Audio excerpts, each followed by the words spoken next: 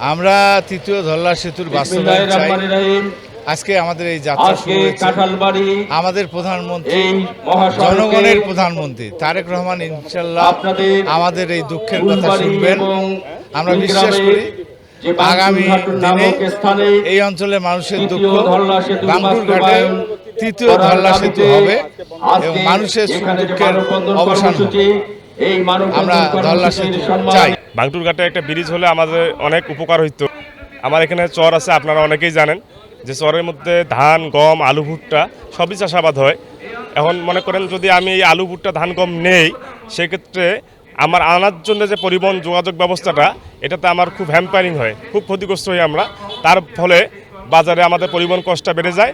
এর জন্য বাজারে একটু মূল্যস্ফীতি, বাজারের যে খাদ্য তালিকাগুলো যেগুলো আমরা আনি, এর একটু ক্যারিং কস্ট বেশি হওয়ার কারণে একটু আমাদের লাভ কম হয় এবং জনগণকে দুঃখ পোহাতে হয়। কিন্তু আমাদের কাঁঠাল ব্রিজ যে ঐতিহ্যটি ছিল, এটা ফিরিয়ে আনার জন্য আমাদের প্রধানমন্ত্রী জনাব তারেক রহমানের কাছে আমাদের নিকট তার নিকট আমাদের আকুল আবেদন, তিনি যেন আমাদের এই তৃতীয় ধল্লা সেতু ব্রিজটি আমাদের বাঙ্গুরঘাটের উপর দিয়ে দেন।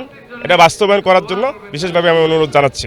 কুড়িগ্রাম থেকে ফুলবাড়ি যাতায়াতের যে এত দুরবস্থা, ধল্লা নদীর উপর দিয়ে যাতায়াতের নৌকার জন্য ঘন্টার পর ঘন্টা আমাদেরকে অপেক্ষা করতে হয় এবং বিশেষ করে বন্যার সময় মানুষের অত্যন্ত দুরবস্থার সৃষ্টি হয়।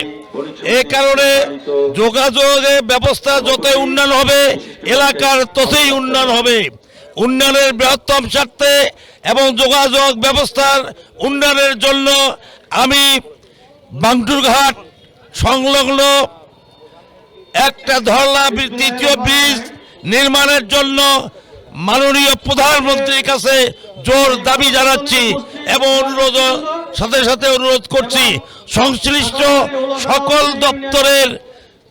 দপ্তরের কর্মকর্তা বৃন্দর দৃষ্টি আকর্ষণ করছি।